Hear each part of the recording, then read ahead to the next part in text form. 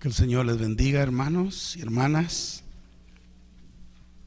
Estamos agradecidos con Dios porque nos ha ayudado hasta este momento. Y hoy pues vamos a terminar con la ayuda de Él nuestro curso de Hebreos. Quiero que oremos para que el Señor nos pueda enseñar con claridad. Me parece que estamos por llegar en esta noche al meollo del asunto, ¿verdad? Al meollo del asunto. Y espero que el Espíritu Santo me ayude para poder clarificar el mensaje. ¿Se recuerdan cuál es el mensaje de Hebreos? Detrás del velo. Pero para llegar detrás del velo hay un camino nuevo y vivo que Él nos abrió. Y eso es lo que queremos esta noche, por la gracia de Dios, entender, porque es el meollo del asunto. Vamos a orarle a Dios. Querido Dios y Padre Santo, gracias te damos en el nombre de Jesús, porque nos has permitido avanzar en la epístola a los Hebreos, Señor, ya hasta el capítulo 8. Te pedimos que en esta noche nos ayudes a cubrir el resto. Espíritu Santo, toma el tiempo y toma el material que tenemos, y por favor, Señor, ensámblalo tan perfectamente como tú eres perfecto y como tú haces las cosas. En el nombre de Cristo Jesús, que el mensaje a los hebreos quede claro en el corazón de tus hijos y de tus hijas, Señor, en esta semana. En el nombre de Jesús, amén. Gloria a Dios. Bueno, vamos a regresar a la porción donde nos quedamos anoche. Nos quedamos precisamente en el capítulo 8, del versículo 6 al versículo 9. Y terminamos diciendo que si Jesús hubiera estado en la tierra en ese tiempo, ni siquiera hubiera podido ser sacerdote, porque no era de la tribu de Leví, sino de la tribu de Judá. Así que leamos esta porción. Dice: pero ahora tanto mejor ministerio es el suyo, cuanto es mediador de un mejor pacto, establecido sobre mejores promesas. Porque si aquel primero hubiera sido sin defecto, ciertamente no se hubiera procurado lugar para el segundo. Porque reprendiéndolos, dice: he aquí vienen días, dice el Señor, en que estableceré con la casa de Israel y la casa de Judá un nuevo pacto, no como el pacto que hice con sus padres el día que los tomé de la mano para sacarlos de la tierra de Egipto, porque ellos no permanecieron en mi pacto, y yo me desentendí de ellos, dice el Señor. Como ustedes están conscientes, estamos en la sección un nuevo santuario y un nuevo pacto. Y ayer terminamos hablando del nuevo santuario, ¿verdad? Cristo es sumo sacerdote, no en el tabernáculo de Moisés, no en el templo de Salomón, no en el templo de Herodes, no. Cristo es sumo sacerdote en el santuario celestial. Bueno, en eso supera a Aarón y al sacerdocio levítico. Ahora, Cristo no solamente está en un nuevo santuario como sumo sacerdote, sino que también Él ha establecido un nuevo pacto. Bendito sea el Señor. Y ahí vamos a comenzar hoy hablando acerca del nuevo pacto. El ministerio de Cristo Jesús es superior, no solo porque fue mayor en eficacia y mejor en naturaleza y superior en santuario que el sacerdocio levítico, sino también porque Él es mediador de un nuevo pacto, el cual es mejor que el antiguo. El nuevo pacto fue establecido, dice aquí la palabra, sobre mejores promesas, lo que significa que a través de él sí podemos ser perfeccionados. Las promesas que el pueblo de Dios tenía en el antiguo pacto eran inferiores a las promesas que tenemos nosotros en el nuevo pacto. El Señor no prometió perfeccionar a nadie con el sacerdocio levítico, pero Él sí prometió perfeccionar a todos los que le busquen, los que le teman, que sean parte de el sacerdocio de Melquisedec y que por ende sean parte del nuevo pacto. Así es de que sí tenemos mejores promesas que ellos, porque ellos nunca recibieron promesas de ser perfeccionados, mas nosotros sí.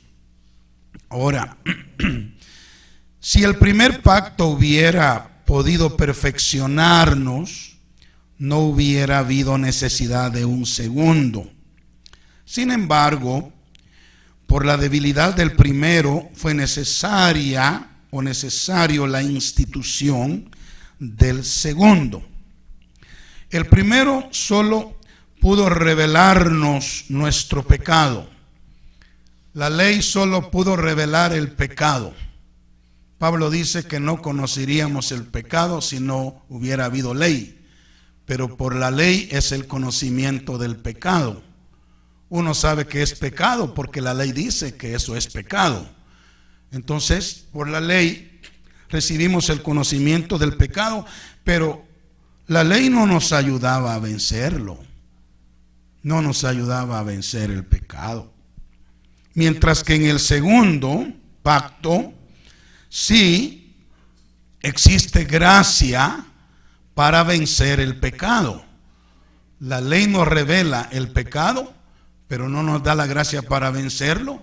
Entonces el nuevo pacto, la gracia, el sacerdocio de Cristo, no solo nos revela el pecado, pero nos da la gracia para vencer el pecado. Bendito sea el nombre de Dios. Dios reprendió a Israel. Estamos analizando esta porción que hemos leído. Dios reprendió a Israel mencionando la debilidad del antiguo pacto, el cual fue incapaz de cambiar sus corazones, incapaz de hacerlos santos, pero les prometió un nuevo pacto. Les prometió un nuevo pacto a través del cual ellos cumplirían la voluntad de Dios de manera perfecta.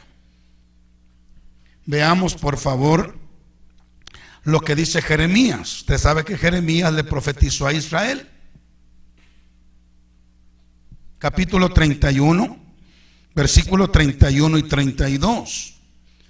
Dice: he aquí que vienen días, dice Jehová, en los cuales haré nuevo pacto con la casa de Israel. Les prometió un nuevo pacto. Y con la casa de Judá.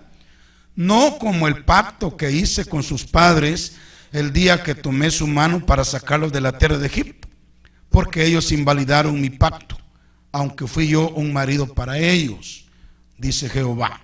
Pero entonces viene Dios, y puesto que el pacto antiguo es débil e incapaz de salvarlos y de perfeccionarlos, Él les promete un nuevo pacto. No solo a través de Jeremías, también a través de Ezequiel. Quiero que leamos Ezequiel capítulo 36, versículo 25 al 27. Hablando siempre del mismo nuevo pacto. Dios les dice: esparciré sobre vosotros agua limpia, y seréis limpiados de todas vuestras inmundicias, y de todos vuestros ídolos os limpiaré. Os daré corazón nuevo,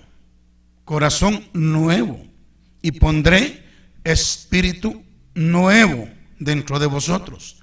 Quitaré de vuestra carne el corazón de piedra, y os daré un corazón de carne, y pondré dentro de vosotros mi espíritu. Y aquí está, mire la promesa: y haré que andéis en mis estatutos, y guardéis mis preceptos, y los pongáis por obra.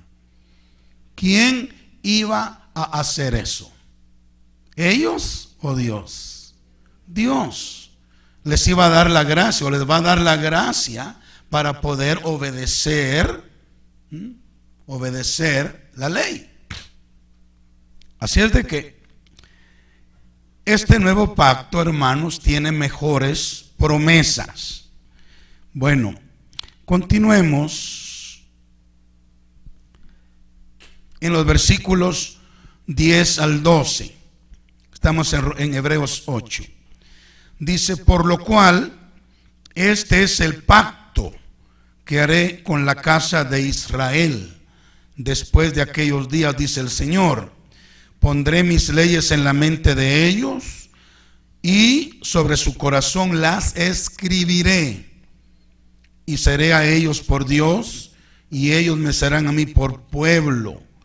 Y ninguno enseñará a su prójimo, ni ninguno a su hermano, diciendo: conoce al Señor, porque todos me conocerán, desde el menor hasta el mayor de ellos, porque seré propicio a sus injusticias, y nunca más me acordaré de sus pecados y de sus iniquidades. ¡Qué maravilla! Realmente lo que trae el nuevo pacto. Amén. Miremos el propósito del nuevo pacto. El propósito del nuevo pacto es poner las leyes de Dios en nuestras mentes y en nuestros corazones. En nuestras mentes y en nuestros corazones. Esto nos lleva de regreso al tabernáculo de Moisés, donde encontramos 3 lugares. ¿Se acuerda usted de los 3 lugares del tabernáculo? Atrio, lugar santo y lugar santísimo. Óigame por favor. Dentro del lugar santísimo encontramos el arca del pacto. ¿Lo ve así usted? Ahí encontramos el arca del pacto. Dentro del arca del pacto se encontraban los 10 mandamientos, las 2 tablas con los 10 mandamientos de la ley de Dios. Se encontraba una pequeña urna con un poquito de maná del que Dios les había dado en el desierto. Y también se encontraba la vara de Aarón que reverdeció. Pero lo que me interesa a mí acá, es las 2 tablas de la ley que contenían los 10 mandamientos.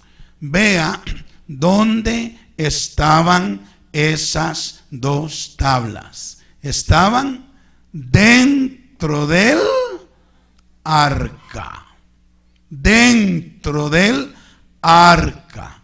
En el lugar santísimo. Por favor, escuche y no pierda esto. Las 2 tablas de la ley estaban dentro del arca, y el arca estaba en el lugar santísimo detrás del velo. Entonces, aquí está la figura del nuevo pacto.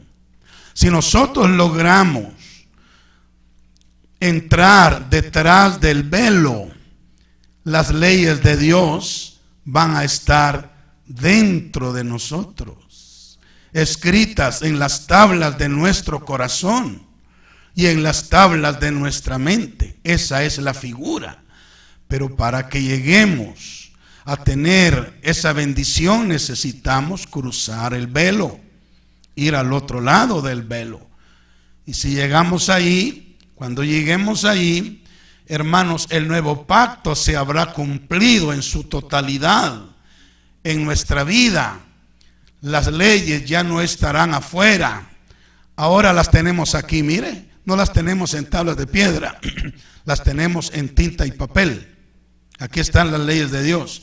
Pero ahora Dios quiere que esas leyes ya no estén afuera, ya no sean leyes externas, sino que esas leyes estén escritas en las tablas de nuestro corazón y de nuestra mente. ¿Para qué? Para que las podamos cumplir. Para que las podamos cumplir. Alabado sea Dios. ¿Sabe que solo teniendo las leyes en la Biblia no las podemos cumplir o no podemos andar en ellas? Necesitamos tenerlas escritas en las tablas de nuestro corazón y de nuestra mente para que podamos realmente obedecer la ley de Dios. Amén. Amén. Si no las tenemos ahí, somos igualitos que el Israel del Antiguo Testamento, con la única diferencia que ellos tenían las leyes en tablas de piedra y nosotros las tenemos en tinta y papel. Esa es la diferencia, pero están externas. Entonces necesitamos experimentar el nuevo pacto para que esas leyes estén escritas dentro de nosotros, como las tablas de la ley estaban dentro del arca cuando el arca llegó al lugar santísimo detrás del velo. ¿Estamos entendiendo? Espero que sí. Amén. Yo sé que no es lechita, como dijo Pablo, pero yo creo que ya estamos grandecitos la mayoría que estamos acá. Bueno, entonces ese es el propósito del nuevo pacto. Amén. Entonces, si usted se da cuenta, el antiguo pacto es solo la sombra del nuevo pacto. Todo lo que funcionó en el antiguo pacto es solo la sombra, ¿verdad? Tiene solo el mensaje de lo que el Señor iba a hacer en su pueblo cuando viniera o aperturara su nuevo pacto. Bueno, miremos ahora la promesa del nuevo pacto. La promesa, o una de las principales promesas, porque ya vimos una de ellas, pero otra de las promesas del nuevo pacto, que es lindísimo, es que conoceremos al Señor desde el menor hasta el mayor. Ninguno, dice la promesa, enseñará a su prójimo, ni ninguno a su hermano, diciendo conoce al Señor, porque todos me conocerán, desde el menor hasta el mayor de ellos. O sea, es una promesa que conoceremos al Señor desde el menor hasta el mayor. Ahora, esto se va a cumplir para Israel en el milenio. Sí, en el milenio ellos van a conocer al Señor desde el menor hasta el mayor, porque dicho sea de paso, ellos van a entrar en el nuevo pacto hasta el milenio. Pero gracias a Dios que nosotros ya entramos en el nuevo pacto desde que Cristo murió en la cruz del Calvario. ¿Me doy a entender? Ya estamos ahí. Ah, qué maravilla. Ahora, de manera que esto se va a cumplir en Israel en el milenio, pero en la iglesia se puede cumplir ahora mismo, porque estamos en la dispensación del nuevo pacto. Nosotros podemos llegar a conocer al Señor, ¿sí o no? Lo podemos llegar a conocer, porque aquí con nosotros está la unción que nos lleva a conocerlo. Miremos lo que dice Primera de Juan 2:27. Pero la unción que vosotros recibisteis de Él permanece en vosotros, y no tenéis necesidad de que nadie os enseñe, así como la unción misma os enseña todas las cosas, y es verdadera, y no es mentira. Según ella os ha enseñado, permaneced en él. Entonces, es importante que comprendamos que una de las promesas del nuevo pacto es no solo que vamos a tener escritas las leyes en nuestra mente y corazón para poder obedecerlas, sino que también vamos a conocer al Señor. Podemos conocer al Señor. Gloria sea su nombre para siempre. Realmente el que no conozca al Señor no es culpa del Señor, y no es culpa tampoco de la dispensación, y no es culpa del pacto. No, el Señor ya ha dicho, ustedes me pueden conocer. A través del nuevo pacto yo les prometo que me conocerán, y yo les he dado la unción del Espíritu para que les va a enseñar todas las cosas para que me conozcan. O sea, es cuestión de nosotros si queremos o no conocer al Señor profundamente. Amén. Las condiciones están dadas, la provisión está hecha. Podemos llegar a conocer al Señor. Para Israel todavía no. Ellos van a tener la bendición que nosotros tenemos hasta en el milenio, pero nosotros ya la tenemos por la gracia de Dios. Qué maravilla. Ahora miremos la misericordia del nuevo pacto. La misericordia del nuevo pacto. Dice, porque seré propicio a sus injusticias, y nunca más me acordaré de sus pecados y de sus iniquidades. Esta es la misericordia que se derrama, hermanos, que corre caudalosamente en el nuevo pacto. La misericordia de Dios que corre caudalosamente en el nuevo pacto, ofreciéndonos ser propicio a todas nuestras injusticias, que nos ofrece perdonar nuestros pecados y nuestras iniquidades y nunca más acordarse de ellos. Esa es la misericordia que fluye en el nuevo pacto. Qué tremendo. Ay, Dios.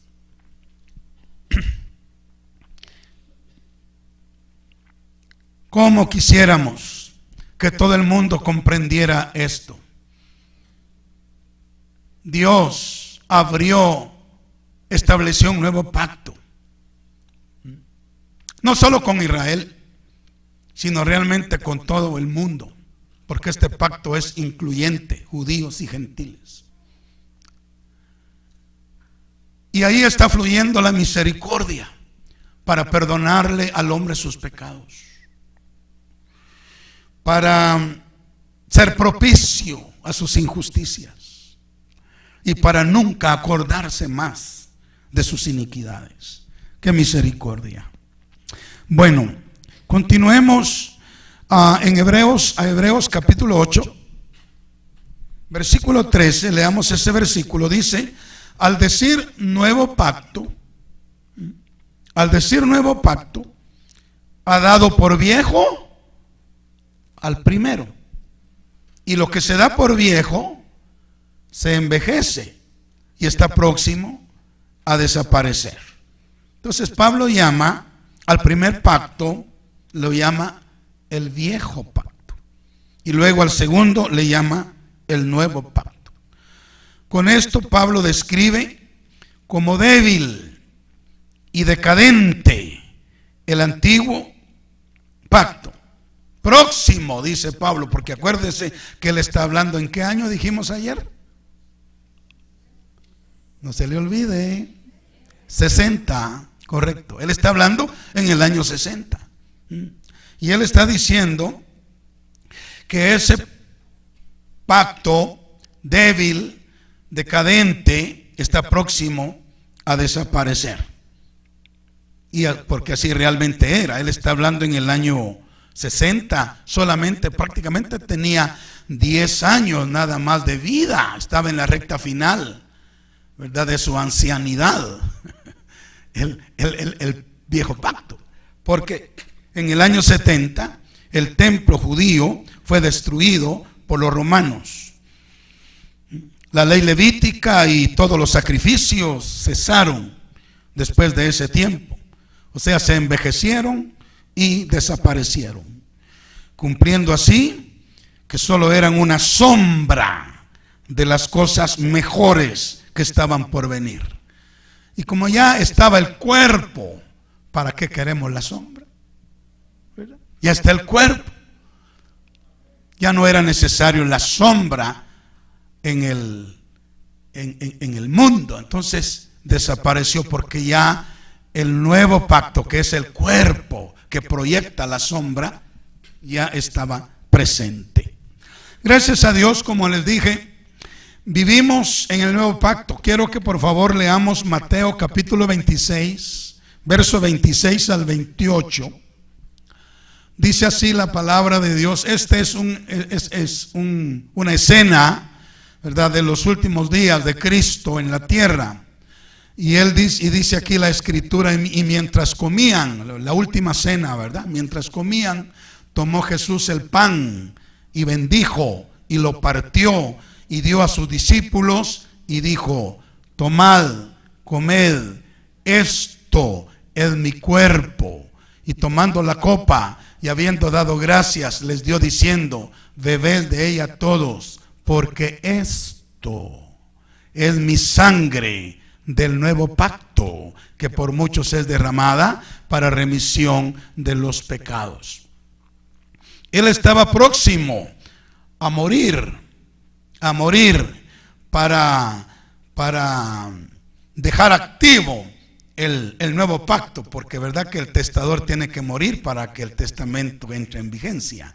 Pero estaba a punto de morir, y él toma dos elementos, toma el pan, toma el vino, y les dice: miren, discípulos míos, esto representa mi cuerpo y mi sangre del nuevo pacto, que por muchos es derramada. Unos cuantos días después, él derramó esa sangre para sellar de esta manera el nuevo pacto. Así es de que desde ese momento, todo aquel que cree en Cristo ha entrado en el nuevo pacto. ¿Cuántos dicen amén? Así es de que disfrutemos de las bendiciones del nuevo pacto. Estudiémoslas, conozcámoslas, presionemos hacia ellas, clamemos con desesperación al Señor para que se cumplan en nosotros las bendiciones del nuevo pacto. En uno de los pasajes del Antiguo Testamento, no sé si es en Jeremías o es en Ezequiel, de estos dos que les hemos citado, Dios dice estas palabras: aún seré solicitado para esto, dice. Aún seré solicitado para esto. O sea, hay que solicitarle al Señor: Señor, yo solicito a ti que las bendiciones del nuevo pacto me sean otorgadas, ¿verdad? Hay que solicitárselas en oración, con lágrimas, con clamor, pidiéndole: Señor, por favor, escribe tus leyes en las tablas de mi corazón, de mi mente. Señor, por favor, hazme conocerte. Quiero conocerte y seguir conociéndote. Amén. Quiero, Señor, que perdones todos mis pecados, pero que no solo los perdones, sino que los desarraigues con todo y su raíz y su naturaleza. Amén. Y yo quiero disfrutar del reposo de Dios que trae ese nuevo pacto. Pero tenemos que solicitárselo a Él. Gloria sea el nombre del Señor. Bueno, alguien puede decir: hermano, pero mire, si el Señor lo prometió, ya no hay necesidad de solicitárselo. El ejemplo nos lo dio nuestro padre Abraham. Dios le había prometido un hijo, y después él va a solicitarle el cumplimiento de esa promesa. Así es de que es bíblico. Amén. Y no solo es bíblico, es sabio hacerlo. Amén. Sabio hacerlo. Gloria al Señor. Bueno, vamos ahora a la sección número 7 y vamos a ver cómo la sangre de Cristo es superior a la sangre de los animales. Este tema se desarrolla en el capítulo 9 del verso 1 al 28, pero vamos a ir por partes. Leamos primero los 5 versículos, los primeros 5 versículos del capítulo 9 de Hebreos. Dice: ahora bien, aún el primer pacto tenía ordenanzas de culto y un santuario terrenal, porque el tabernáculo estaba dispuesto así. En la primera parte, llamada el lugar santo, estaba el candelabro. No se vaya a confundir, aquí dice la primera parte porque aquí no está tomando en cuenta el atrio, sino que está hablando propiamente del santuario, ¿verdad? Las partes que tenían techo. El atrio no tenía techo, por eso es de que Pablo no está hablando del atrio, sino del lugar santo. Dice, en la primera parte llamada el lugar santo estaba el candelabro, la mesa y los panes de la proposición. Luego, tras el segundo velo, porque había una cortina para entrar al lugar santo, entonces la segunda es para entrar al lugar santísimo. Tras el segundo velo, dice, estaba la parte del tabernáculo llamada el lugar santísimo, el cual tenía un incensario de oro y el arca del pacto, cubierta de oro por todas partes, en la que estaba una urna de oro que contenía el maná, la vara de Aarón que reverdeció y las tablas del pacto, y sobre ella los querubines de gloria que cubrían el propiciatorio, de las cuales cosas, dice, no se puede ahora hablar en detalle. ¿Por qué no podía Pablo hablar en detalle de esas cosas? Porque los hebreos eran niños, bebés, y no podían comprender eso. Amén. Ahora, una cosita que quiero hacer aquí, un pequeño comentario, es que allí en el lugar santísimo usted puede ver que Pablo dice que estaba el incensario, ¿verdad? El incensario de oro. Ahora, ¿cómo se explica eso? Bueno, es sencillo, porque en el lugar santo estaba el candelero, la mesa y el altar de oro donde se quemaba el incienso. Y el sumo sacerdote entraba detrás del velo, como no se podía llevar el altar del incienso porque pesaba mucho, entonces lo que hacía era que tomaba brasas del altar e incienso del altar y lo colocaba en un incensario para entrar en el lugar santísimo, juntamente con la sangre que él iba por la cual él estaba entrando, ¿verdad? Entonces, y ese altar de oro representa la oración. Todos sabemos que el incienso representa la oración. Se entra al lugar santísimo principalmente a través de la oración. Por eso es de que ahí vemos el incensario con incienso allá, porque no se puede entrar al lugar santísimo sin oración, sin incienso, no se puede entrar. Eso es una de las claves para entrar, ¿verdad? Oración. ¿Y cómo cuesta la oración, verdad, hermanos? Cuesta, pero no se puede entrar detrás del velo sin incienso, sin oración. Bueno, sigamos adelante. Como dijo Pablo, es difícil, también aquí por el tiempo, ¿verdad?, entrar en tanto detalle. Por eso es de que vamos un poco rápido, pero no se preocupen. Hay un curso que se llama el Tabernáculo de Moisés, donde se estudia detalladamente todas estas cositas. Amén. Pero hablemos algo del atrio exterior. El atrio exterior. Encontramos allí el altar de los sacrificios, que era un altar de bronce. Ahí se ofrecían todos los sacrificios del pueblo. Ahí había mucha, pero mucha sangre, hermanos. Y ese altar, como usted sabe, nos habla de la salvación. De la salvación. Un detallito. Mire, pues solo un detallito. Ese altar de bronce era cuadrado. Cuadrado. Y en cada esquina tenía, ¿qué tenía? ¿Quién sabe? Cuernos, correcto. Y los cuernos en la Biblia, principalmente en el hebreo, nos hablan de poder. De hecho, la palabra que se traduce cuerno también se traduce poder. O sea, ahí en el altar no solamente estaba la sangre que salva, sino estaban los 4 cuernos que hablan de poder. O sea, el bautismo en el Espíritu Santo está representado ahí también, porque recibiréis poder cuando haya venido sobre vosotros el Espíritu Santo. Amén. Bueno, sigamos adelante. Está en el atrio, pero también estaba ahí el lavacro, o sea, la fuente de bronce, donde se lavaban los sacerdotes para luego entrar a ejercer su ministerio. Esta fuente, ¿quién sabe de qué estaba hecha esta fuente? De los espejos de las mujeres, correcto. De los espejos de las damas estaba hecha esa fuente. Y ahí se echaba agua. De manera que cualquier persona que se acercara para lavar sus manos o lavar sus pies, cuando se acercaba a la fuente, ¿qué miraba ahí? Su propio rostro, su propia imagen, porque es un espejo. Y esa fuente representa la palabra de Dios. Santiago dice que el que mira a la palabra de Dios es como que se está viendo en un espejo. La palabra nos dice cómo estamos. ¿Verdad que sí? Nos dice cómo estamos, si estamos sucios de la cara o si estamos limpios, la palabra nos lo dice.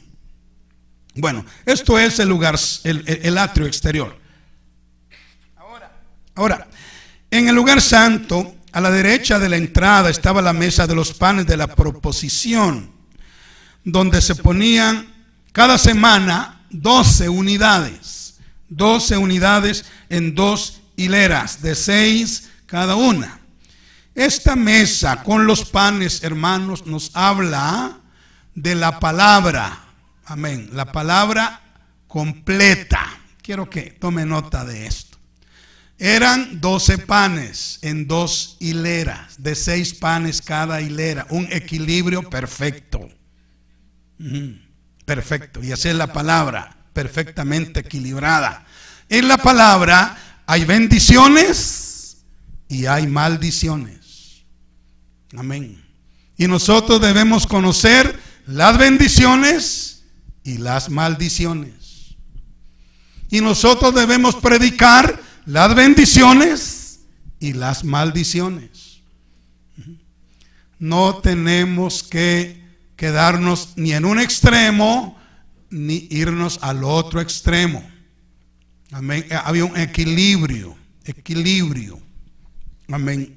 Precioso allí en la mesa con los panes. Amén. Gloria al Señor. Y yo creo que, bueno, si nosotros consideramos el pan como representación de Cristo, podemos aplicar eso también clara y sencillamente. El Señor es amor, ¿o no? Pero también fuego consumidor. Ahí está el equilibrio, perfecto. Gloria al Señor para siempre. Bueno, a la izquierda de la entrada estaba el candelabro, el cual tenía 7 brazos, los cuales con aceite de oliva alumbraban el lugar santo, lo que nos habla del Espíritu Santo y sus 7 unciones.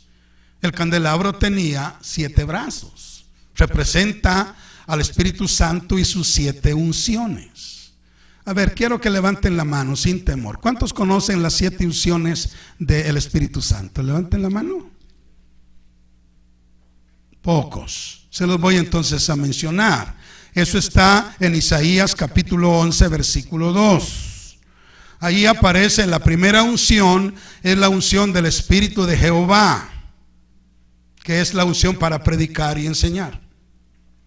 Luego tenemos la unción de sabiduría, la unción de inteligencia, la unción de consejo, la unción de poder, la unción de conocimiento y la unción de temor de Dios.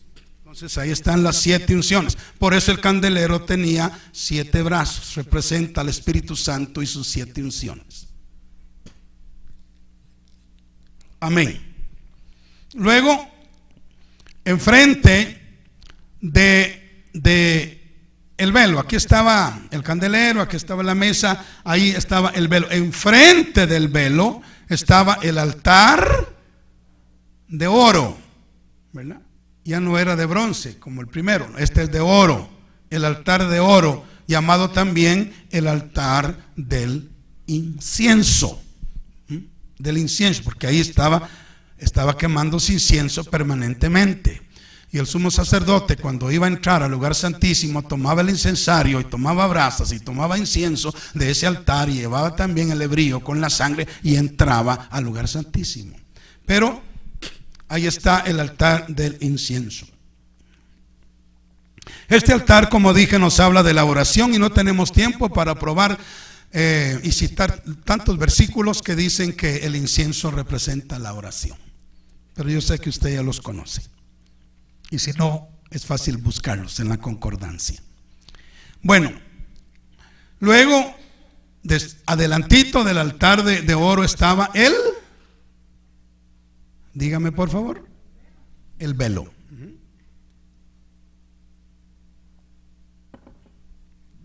El velo. Aleluya. Luego, atrás del velo estaba el lugar santísimo. Ahí se encontraba el arca del pacto. Ya les expliqué lo que había, ¿verdad? Ahí estaban las tablas de la ley, la palabra de Dios, el maná escondido, o sea, el maná, las verdades más profundas de la palabra, y también la vara de Aarón, el poder de la resurrección. Bueno, pero ahí sobre el arca estaba una plancha de oro que tenía labrados a martillo 2 querubines con sus alitas extendidas hacia el frente, de manera que ellos tocaban las puntas de sus alas el uno al otro, ahí sobre la plancha. Y ahí está, esa plancha se le llama el propiciatorio. Y saben que Dios desde allí le hablaba a Moisés, desde el propiciatorio. Es como el trono de Dios, es como el asiento de Dios donde Él se asienta. Y ese propiciatorio se le llama el asiento de la misericordia. O sea, la virtud máxima de Dios, y como dije en una de las reuniones pasadas, y de todo creyente maduro, ¿qué es? La misericordia. La misericordia es la virtud máxima de Dios y de todo creyente maduro, ser misericordioso, porque eso significa que ha llegado a través de todo el recorrido, de todo el proceso, hasta el propiciatorio, hasta el asiento de misericordia, lo máximo. Ahí está la gloria de Dios, ahí está Dios entronizado. Bueno, sigamos adelante a los versículos 6 al 10. Recuerda que estamos en la sección la sangre de Cristo es superior a la de los animales. Estamos en esa sección. Lo que pasa es de que hay muchos detalles, ¿verdad? Antes de y después del mensaje central, y no podemos obviar los otros comentarios que Pablo hace, porque está revelando verdades preciosísimas. Entonces leamos versos 6 al 10. Y así dispuestas estas cosas, en la primera parte del tabernáculo entran los sacerdotes continuamente para cumplir los oficios del culto. En la primera parte, ¿cuál era la primera parte? Dijimos, el lugar santo, correcto. Tiene que estar bien concentrado porque le estoy haciendo preguntas. Bien enfocado, no se distraiga. Bueno, entonces, sí, dice que en la primera parte del tabernáculo, o sea, del santuario, entran los sacerdotes continuamente. O sea, ahí podían entrar todos los sacerdotes para cumplir los oficios del culto. Pero en la segunda parte, o sea, el lugar santísimo, ¿verdad? Solo el sumo sacerdote, una vez al año. Y no sin sangre, no sin sangre, la cual ofrece por sí mismo y por los pecados de ignorancia del pueblo. Fíjese, bueno, voy a leer completamente la porción del pueblo. Dando el Espíritu Santo a entender con esto que aún no se había manifestado el camino al lugar santísimo, entre tanto que la primera parte del tabernáculo estuviese en pie, lo cual es símbolo para el tiempo presente, según el cual se presentan ofrendas y sacrificios que no pueden hacer perfecto en cuanto a la conciencia al que practica ese culto, ya que consiste solo en comidas y bebidas de diversas abluciones y ordenanzas acerca de la carne, impuestas hasta el tiempo de reformar las cosas. Comentemos este pasaje. A los sacerdotes del Antiguo Testamento, óigame bien, solo se les permitía entrar o llegar al lugar santo. Ahí nomás. Ahí. Solo ahí podían llegar. Ahí estaba el candelero, la mesa y el altar, mostrándonos, oiga, mostrándonos que las bendiciones representadas por esos muebles estaban disponibles para ellos, para los sacerdotes del Antiguo Testamento. Las bendiciones, o sea, ellos tenían acceso a los 7 espíritus de Dios. Sí, podían recibir los 7 espíritus de Dios. De hecho, por ejemplo, Salomón recibió uno de esos espíritus, ¿verdad? ¿Cuál fue? Sabiduría. Sansón recibió otra de esas unciones. ¿Cuál fue? Poder, la unción de poder. Sí. Bueno, y así otros, como Moisés también. Pero, o sea, lo que esto nos muestra es que los sacerdotes del Antiguo tenían acceso a las bendiciones del lugar santo. Ellos podían ser bendecidos con la unción de los 7 espíritus de Dios. Ellos podían incluso recibir la palabra, ¿verdad? Las bendiciones y las maldiciones de la palabra, los panes y levadura. Ellos podían participar de eso. Y de la oración, también ellos podían participar de la oración, no había límite. O sea, los sacerdotes del Antiguo Testamento tenían acceso a las bendiciones del lugar santo, que están representadas por esos muebles, pero no tenían acceso a las bendiciones del lugar santísimo. ¿Por qué? Porque no se había abierto el camino para llegar ahí. Solo el sumo sacerdote entraba una vez al año, pero como representante de Cristo, como un símbolo de Cristo, del Cristo que vendría, amén, a inaugurar el nuevo pacto, y que a través del rasgamiento de su propio cuerpo, Él rasgaría el velo para dar acceso al lugar santísimo. Amén. Gloria sea el nombre del Señor para siempre. Bueno, entonces, en el Antiguo Testamento no estaba disponible la bendición del lugar santísimo. Pasemos ahora 6:10.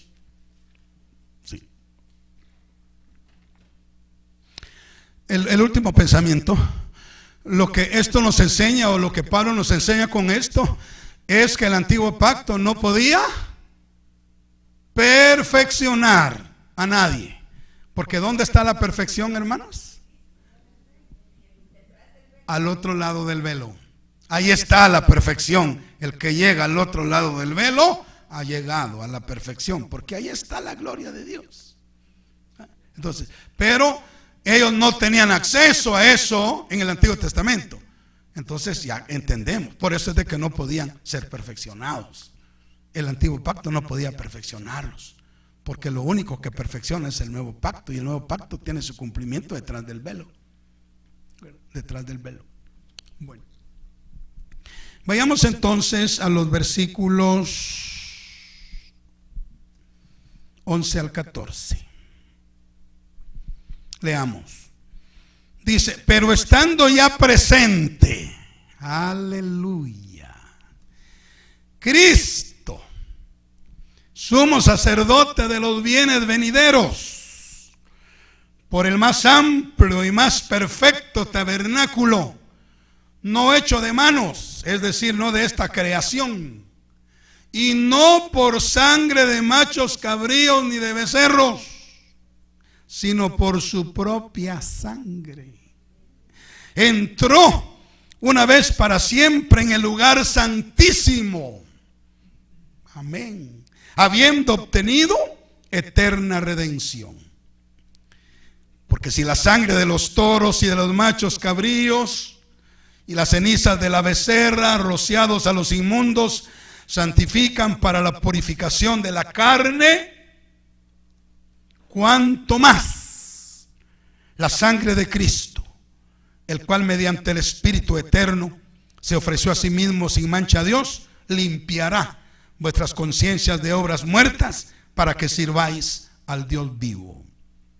Pablo pasa a ratificar aquí, hermano, la idea de un templo celestial. Cristo no es sacerdote de un templo terrenal hecho de manos de hombres, sino de un templo celestial. Bendito sea el Señor. Y luego ratifica que Cristo es el sumo sacerdote en ese templo. En ese templo. Y luego continúa el apóstol diciendo que el sacrificio de Cristo y la sangre de Cristo es superior a la sangre de los animales. Amén. Y él no entró en el santuario celestial detrás del velo con sangre o por sangre de animales, sino que él entró por su propia sangre. Aleluya. Así fue como obtuvo el derecho de entrar y obtuvo también la redención para la humanidad. Ahora, el velo rasgado en la tierra, óigame bien, el velo rasgado, ya vamos a entrar, no vaya a perder nada, por favor, porque mire, como le dije, este es el meollo del asunto. Este es el meollo del asunto. Ahora, el velo que se rasgó en la tierra, en el templo, ¿verdad? El velo que se rasgó en el templo cuando Cristo murió, significa que la puerta se abre para entrar al santuario celestial. Porque ¿dónde es sumo sacerdote él, hermanos? En el santuario celestial, ¿verdad? ¿Sí? En el santuario celestial. Y el hecho de que cuando él muriera se rasgara el velo que no les permitía entrar a los del Antiguo Testamento al santuario celestial y a disfrutar de las bendiciones detrás del velo, el hecho de que se haya rasgado ese velo está simbolizando que que Cristo abrió la puerta, abrió el camino para entrar en el santuario celestial. Aleluya. Para entrar al lugar santísimo. Ahora, la sangre de los toros y de los machos cabríos, asimismo las cenizas de la becerra, podían limpiar a las personas que los ofrecían, pero era una limpieza ritual, o sea, momentánea, solo para efecto de culto, nada más. Pero al terminar ese culto seguían siendo los mismos, no había cambio. Por eso es de que el otro culto tenían que volver a matar otro animalito para poder ser ceremonialmente puros y poder ser aceptados por Dios, pero solo ritualmente, ceremonialmente. Amén. Esa sangre era imperfecta, la sangre de animales, imperfecta. Pero, bendito sea el Señor para siempre, la sangre de Cristo sí tiene el poder de quitar el pecado definitivamente. Nos limpia de todo pecado. Nos libera de la conciencia de toda culpa. Amén. Nos da no solo el perdón, sino la limpieza. Y no solo la limpieza, sino la purificación. Amén. Y nos da una conciencia limpia y tranquila. Alabado sea Dios por haber sido lavados, limpiados y purificados con su sangre maravillosa. Lo que la sangre de Cristo hizo, no lo pudo hacer los millones de animales que fueron sacrificados durante toda la época de la ley. ¿Cuántos saben cuántos años duró la ley? 1500 años. ¿Cuántos animalitos serían sacrificados en 1500 años? Imagínense, cada judío tenía que sacrificar uno al año obligatoriamente, pero cada vez que quería perdón, otro. Millones. Pero sabe que la sangre de los millones de animales no se puede comparar con la sangre del Cordero de Dios. Esa sangre es más poderosa, es más eficaz, es más eficiente que todos los ríos de sangre que se derramaron y que corrían por el atrio exterior del tabernáculo, del templo o de los templos que Israel ha tenido. Gloria sea el nombre del Señor. Así es de que qué maravilloso es ver cómo la sangre de Cristo es superior a la sangre de los animales. Vayamos ahora a los versículos 15 al 22.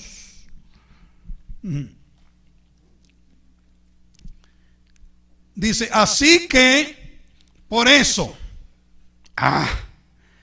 por el poder de su sangre, así que por eso es mediador de un nuevo pacto, para que interviniendo muerte para la remisión de las transgresiones que había bajo el primer pacto, los llamados reciban la promesa de la herencia eterna. Porque donde hay testamento es necesario que intervenga muerte del testador, porque el testamento con la muerte se confirma, pues no es válido en tanto que el testador vive. De donde ni aun el primer pacto fue instituido sin sangre, porque habiendo anunciado Moisés todos los mandamientos de la ley a todo el pueblo, tomó la sangre de los becerros y de los machos cabríos con agua, lana escarlata e hisopo, y roció el mismo libro y también a todo el pueblo, diciendo: esta es la sangre del pacto que Dios os ha mandado. Y además de esto roció también con la sangre el tabernáculo y todos los vasos del ministerio, y casi todo es purificado según la ley con sangre, y sin derramamiento de sangre no se hace remisión. Pablo está mostrando acá, o está presentando acá a Cristo como el mediador de del nuevo pacto. Mediador significa el que se pone en medio. Es el que es una persona que está entre el hombre y Dios. El sacerdote del Antiguo Testamento era un mediador entre Dios y los israelitas. Los israelitas entregaban sus sacrificios al sacerdote y el sacerdote los ofrecía a Dios. Ahora, en el Nuevo Testamento tenemos un mediador diferente.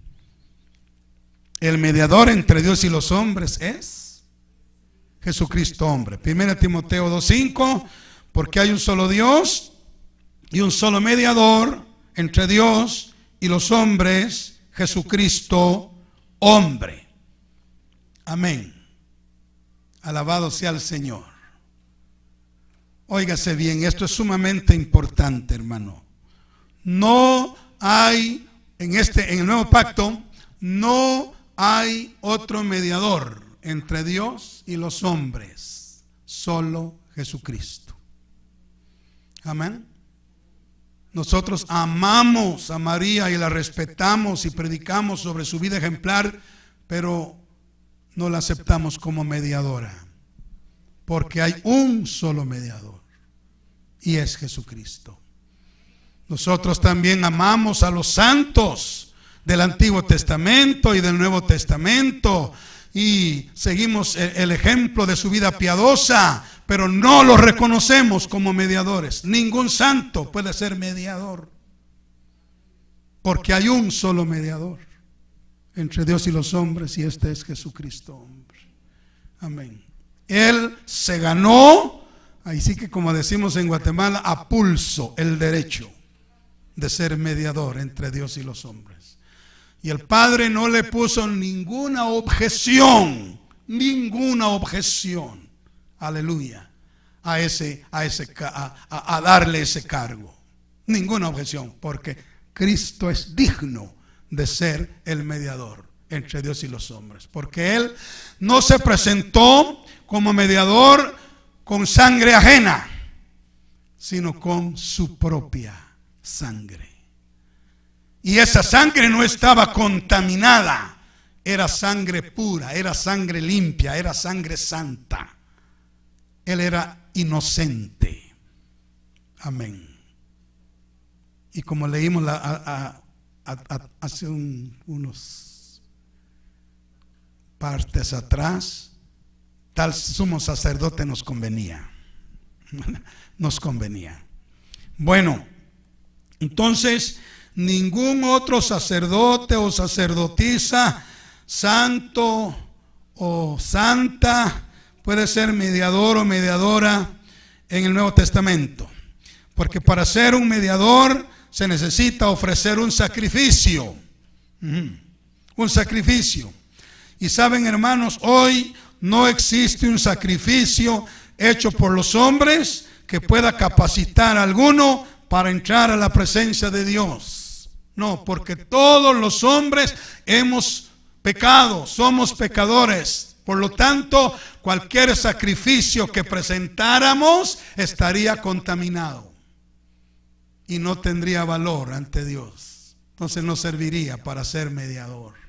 Pero Cristo Jesús, amén, siendo puro, santo, inocente, sin mancha, más sublime que los cielos, Él ofreció un sacrificio, pero no ajeno, sino su propia vida en sacrificio para convertirse en el mediador. Y no solo para pagar la deuda de nuestros pecados, sino también para abrir el camino al santuario celestial, el camino al lugar santísimo. Alabado sea el Señor. Así es que el Antiguo Testamento estaba basado en la muerte de animales, pero el Nuevo Testamento está basado en la muerte del Señor Jesucristo, nuestro gran sumo sacerdote. El poder del Antiguo Testamento estaba en la sangre derramada de los toros y los machos cabríos, pero el poder del nuevo pacto está basado en la sangre del Hijo de Dios. Porque sin derramamiento de sangre, dice Pablo, no se hace remisión. Amén. Entonces se derramó la sangre de Jesucristo, que es superior a la sangre de los animales. Vayamos a los versos 23 al 26. Fue pues necesario que las figuras de las cosas celestiales, óigame por favor, vamos a decir aquí una cosa muy, no muy, pero bastante profunda, y quiero que ponga cuidado. Fue pues necesario que las figuras de las cosas celestiales fueran purificadas así, con sangre. Les pregunto, ¿cuáles son las figuras de las cosas celestiales? Todo lo que es del antiguo pacto, ¿no? El tabernáculo, las ofrendas, los sacrificios, los muebles, todo lo que es del antiguo pacto es figura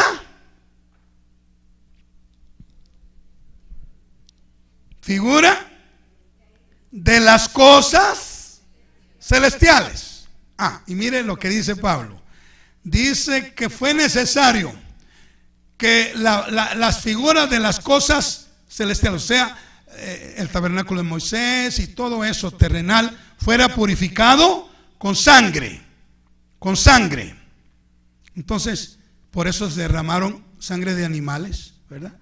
Para purificar todo lo que es el tabernáculo, las ofrendas, las fiestas, todo era purificado con sangre. Las cosas terrenales, que son la figura de las cosas celestiales. Pero aquí viene la verdad tremenda. Pero las cosas celestiales mismas, con mejores sacrificios que estos. Porque no entró Cristo en el santuario hecho de mano, figura del verdadero, sino en el cielo mismo, para presentarse ahora por nosotros ante Dios, y no para ofrecerse muchas veces como entra el sumo sacerdote en el lugar santísimo cada año con sangre ajena. De otra manera le hubiera sido necesario padecer muchas veces desde el principio del mundo, pero ahora en la consumación de los siglos se presentó una vez para siempre por el sacrificio de sí mismo para quitar de en medio el pecado. Bueno, ponga atención. Pablo dice aquí que las figuras de las cosas celestiales debían ser limpiadas con sangre. Ya ustedes me acaban de decir que las figuras de las cosas celestiales, y también Pablo lo dice, son todo lo que es el tabernáculo y todo ese ritual y ceremonial levítico, ¿verdad? ¿Entendemos eso? Esas son las cosas terrenales que fue necesario que fueran purificadas con sangre. ¿Y la sangre de qué? ¿De qué se utilizó para ello? De animales. Muy bien. Pero ahora dice Pablo, pero las cosas celestiales también es necesario que sean purificadas. ¿Cómo así? Las cosas celestiales. El santuario celestial. Las cosas celestiales también necesitaban ser purificadas. ¿No lo estremece eso? Sí, a mí también me estremeció. ¿Cómo así? Entonces el cielo estaba contaminado, que fue necesario que con un mejor sacrificio fuera también purificado. Así es. Acuérdese usted quién se reveló ahí en el cielo. Lucifer, y no solo él. Una tercera parte de los ángeles se rebelaron contra Dios, y saber qué dijeron y saber qué hicieron. Isaías 14 y Ezequiel 28 nos da como un vistazo de lo que pasó, ¿verdad? Así es de que sí, Las cosas celestiales necesitaban ser purificadas. Necesitaban ser purificadas por la rebelión que sucedió en la eternidad pasada. Las cosas celestiales fueron manchadas, por eso necesitaban ser purificadas. ¿Y quién lo hizo? ¿La sangre de los animales? No, la sangre de Cristo. La sangre de Cristo. Qué tremendo, hermano. Qué poder el que tiene la sangre de Cristo, ¿verdad? Juan, yo creo que Juan, como Juan era alguien muy especial. Él andaba, siempre escribió por pura revelación, ¿verdad? Casi no tenía conocimiento teológico como Pablo o escritural, pero él pura revelación. Juan, pura revelación, ¿verdad? Gloria al Señor.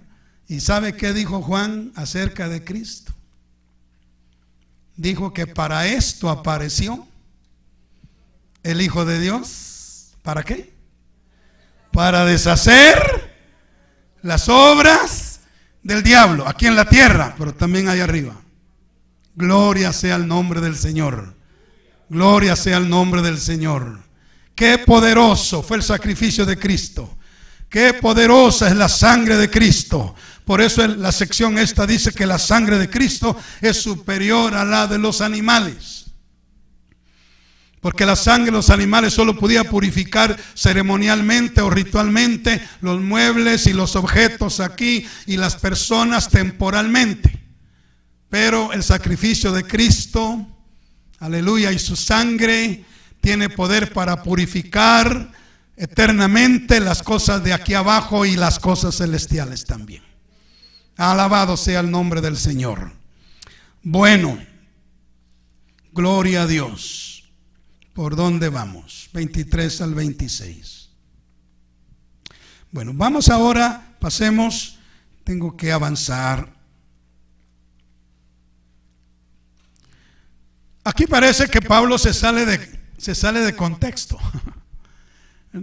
Parece que Pablo se sale de contexto. Yo no sé si se salió de contexto o no, pero vamos a analizar este versículo 27 como en un paréntesis, ¿verdad?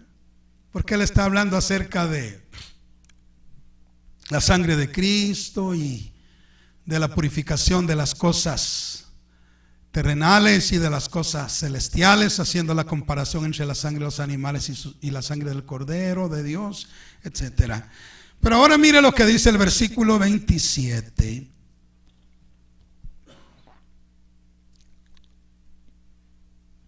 Y de la manera que está establecido para los hombres que mueran una sola vez, y después de esto el juicio. Y lo que podemos decir de este pasaje, de este versículo, hermanos, es que no hay una segunda oportunidad para salvación después de la muerte. No hay una segunda oportunidad de salvación para el hombre después de la muerte. Amén. De nuestro lecho de muerte somos llevados, ya sea por un ángel del Señor o por el Señor mismo, al cielo, si somos creyentes en Él y estamos a cuentas con Él, o al infierno, si nos vamos como enemigos de Él. Y ese destino no se puede revocar después de muerto. No se puede revocar. Amén. Así es de que está establecido para los hombres que mueran una sola vez, y después de esto el juicio. En los cielos seremos colocados en el plano de gloria que corresponda o en la posición que merezcamos de acuerdo a las obras que hayamos hecho en la vida. Amén.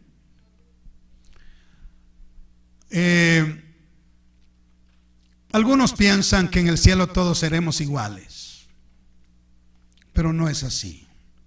Habrán diferentes niveles de gloria en el cielo. Si hablamos así a grandes rasgos, hay 3 cielos. Y yo quiero hacer esta aclaración porque yo estuve confundido por mucho tiempo, y de repente alguien aquí puede, porque eso es lo que nos enseñan los libros, ¿verdad? Los libros, que los 3 cielos, pues el cielo es el cielo, el primer cielo es el de las nubes, y el segundo cielo es el de las estrellas, y el tercer cielo es la morada de Dios. Así dicen los libros que han escrito muchos autores. Yo no sé si alguien aquí tiene ese concepto, pero es equivocado. Los 3 cielos de los cuales habla Pablo son 3 niveles de gloria en la presencia de Dios.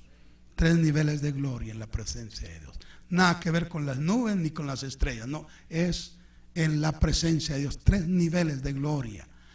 En un nivel están los niños espirituales, en otro nivel están los jóvenes espirituales, y en el nivel más alto, en el monte de Sión, están los padres espirituales. 3 niveles espirituales. Amén. Así es de que digo esto porque, hermanos, en los cielos vamos a ser colocados en el plano de gloria que corresponda, o en la posición que merezcamos de acuerdo a las obras que hayamos hecho en esta vida. Y no se me confunda, la salvación es por gracia, pero cualquier nivel de gloria o cualquier galardón es por obras, por su servicio, por su trabajo, por su fidelidad, por su esfuerzo. No estoy hablando de salvación, sino estoy hablando de galardones. Amén, porque Dios es justo. Amén, justo. Y le pagará a cada uno conforme a su obra. Muy bien. Pero así también, hermanos, sucederá, y esto es espeluznante, tenemos que decirlo, aunque no nos guste. Esto también sucederá en el infierno. Allí se puede ser relegado a alguna de las abismales moradas de miseria, llegando cada una a ser más horrible que la otra. Sí, terrible. Bueno, pasemos ahora al versículo 28.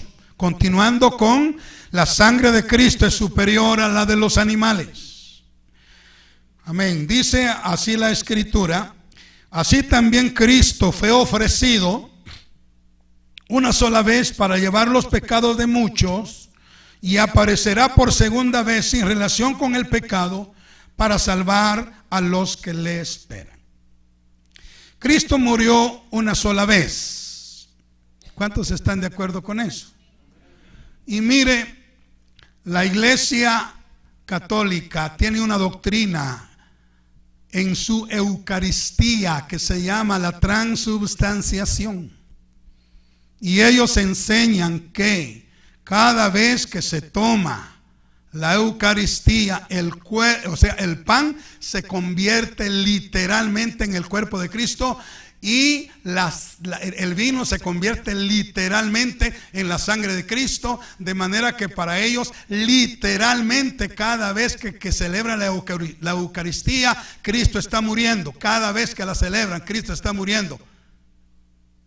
Es una herejía, porque dice aquí la Biblia que Cristo murió una sola vez. Amén. Una sola vez. Alabado sea el nombre del Señor. Ahora, pero ese sacrificio llevó los pecados de muchos. Cuando regrese en su segunda venida, no será para llevar más pecados. Esto ya lo hizo en la primera venida. Él traerá completa salvación a aquellos que lo estén esperando ansiosamente, con paciencia y con perseverancia. De manera que con esto concluye este hermoso capítulo, hermanos, estableciendo que la sangre de Cristo es superior a la sangre de los animales que se ofrecía en el antiguo pacto. Amén. ¿Le puedo pedir un favor?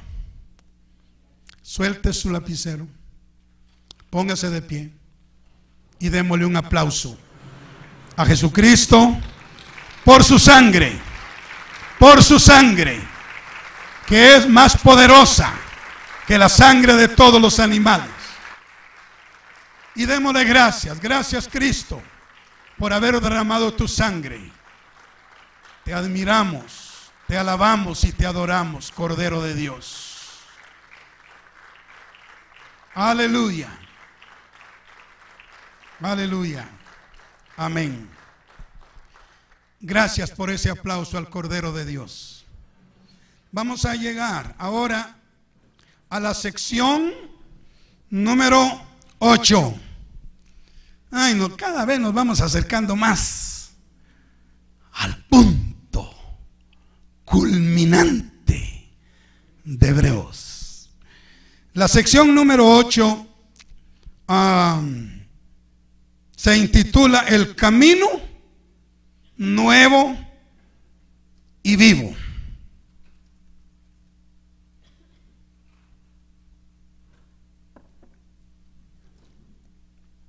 El camino nuevo y vivo, para llegar obviamente al lugar santísimo, para llegar detrás del velo, el camino nuevo y vivo.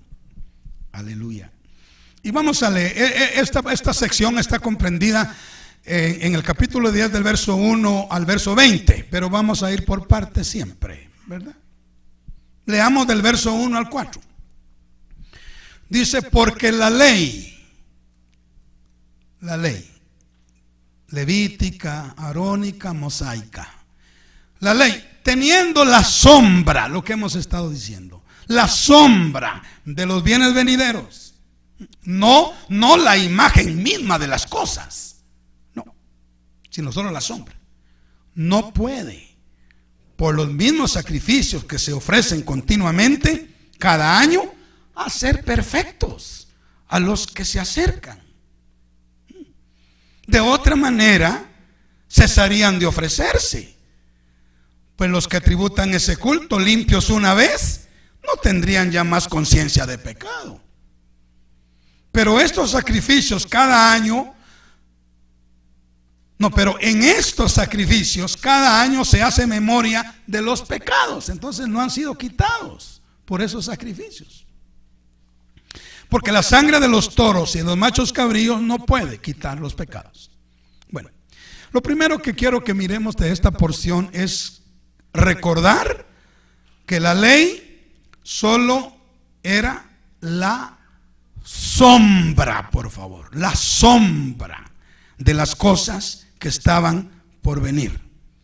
No era la imagen misma ni la sustancia misma de las cosas que iban a venir, solo era la sombra.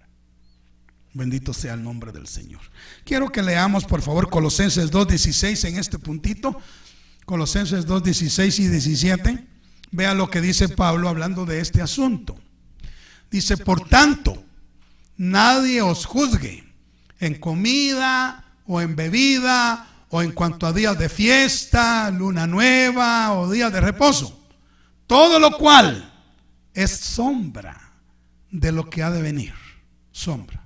Pero el cuerpo que proyecta esa sombra es de Cristo, ¿verdad? Es de Cristo. Entonces, confirmando que la ley solo contenía la sombra. Por lo tanto, la ley no pudo hacer perfecto a nadie. No pudo hacer perfecto a nadie. Porque si la ley hubiera perfeccionado al pueblo, se hubieran dejado de hacer sacrificios una vez que ya estaban perfectos. Pero como no era necesario ofrecerlo siempre.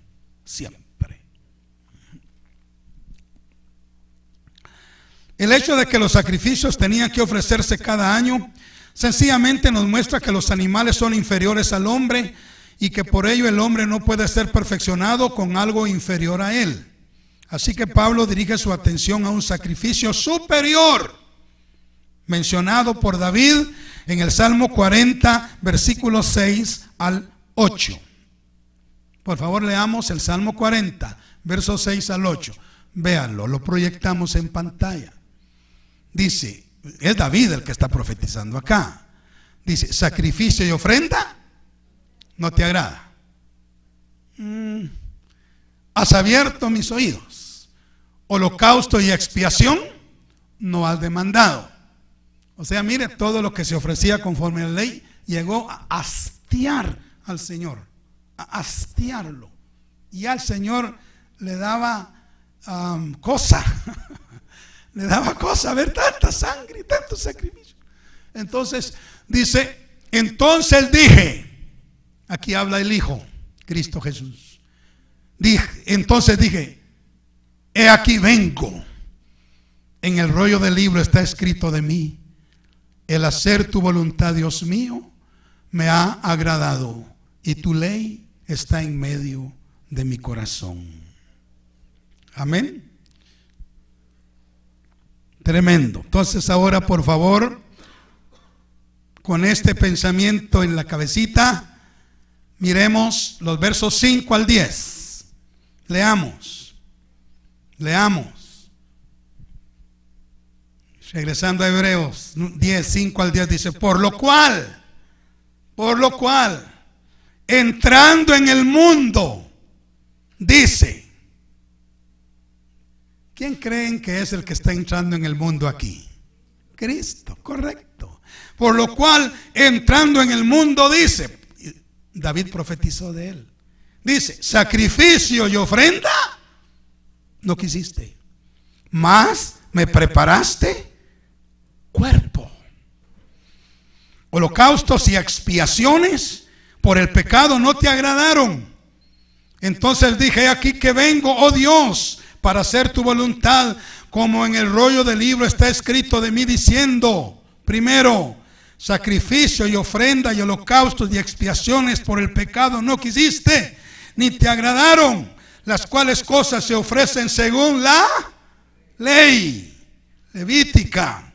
Y diciendo luego, después de que dijo esto, no me gusta, ahora diciendo luego, he aquí que vengo, oh Dios, para hacer tu voluntad.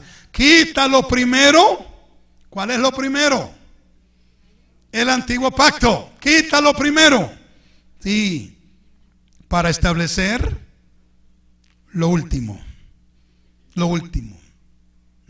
En esa voluntad somos santificados mediante la ofrenda del cuerpo de Jesucristo, hecho una vez para siempre. Rápidamente vamos a comentar esto. Hermanos, Dios no está interesado en sacrificios de animales. Dicho sea de paso, el diablo sí. Ya sabe usted eso, ¿verdad? A todos los que hacen pacto con el diablo les manda a hacer sacrificios de animales. Pero Dios ya no está, y son animales inmundos, y Dios ya no está interesado ni en sacrificios de animales limpios, menos inmundos. Entonces, Él quiere que un hombre y una mujer lo escuchen a Él y le respondan en obediencia con sus corazones. Miqueas capítulo 6, versos 6 al 8. Mire que este no es un mensaje nuevo, es un mensaje aún de los profetas que anunciaron cosas para nuestro tiempo. Miqueas 6, 6 al 8 dice, ¿con qué me presentaré ante Jehová y adoraré al Dios Altísimo? Me presentaré ante Él con holocaustos, con becerros de un año. ¿Se agradará Jehová de millares de carneros o de 10,000 arroyos de aceite? Daré mi primogénito por mi rebelión, el fruto de mis entrañas por el pecado de mi alma. No, hombre, Él te ha declarado lo que es bueno y que pide Jehová de ti. Solamente hacer justicia, amar misericordia y humillarte ante tu Dios. O sea, Dios está hastiado de los sacrificios. Ahora, la otra cosa que vemos aquí y que la leímos, el Padre le preparó cuerpo al Hijo. Les pregunto, ¿dónde se lo preparó? En el vientre de María. Así, esta fue la razón por la que Él dijo, me preparaste cuerpo. Sí, el Padre envió al Espíritu Santo para que le preparara un cuerpo en el vientre de María para que allí viniera a morar el Hijo Eterno. Aleluya. Aquí hay una verdad que no quiero que se pierdan. Recordemos entonces que Cristo es nuestro ejemplo. Él es nuestro precursor. Por lo que si se preparó un cuerpo para Cristo. A ver. ¿Para qué creen ustedes que se preparó un cuerpo para Cristo? Para que Él lo ofreciera en sacrificio. Por eso le preparó un cuerpo, porque esa era la ofrenda del cuerpo, el sacrificio que Él iba a hacer. Un cuerpo a través del cual Él ofreció el sacrificio. Y óigame, ¿cuántos tienen cuerpo acá? ¿Y sabe usted para qué Dios le ha dado ese cuerpo que tiene? Para que usted como Cristo, usted también lo ofrezca como sacrificio vivo, santo, agradable a Dios, que es el culto racional. ¿Verdad? Eso lo dice Romanos 12:1, ¿verdad? Bueno, en el Antiguo Testamento Dios dejó muy claro que la obediencia es mejor que los sacrificios. Cuando Saúl ofreció sacrificios para compensar su desobediencia, Dios los rechazó.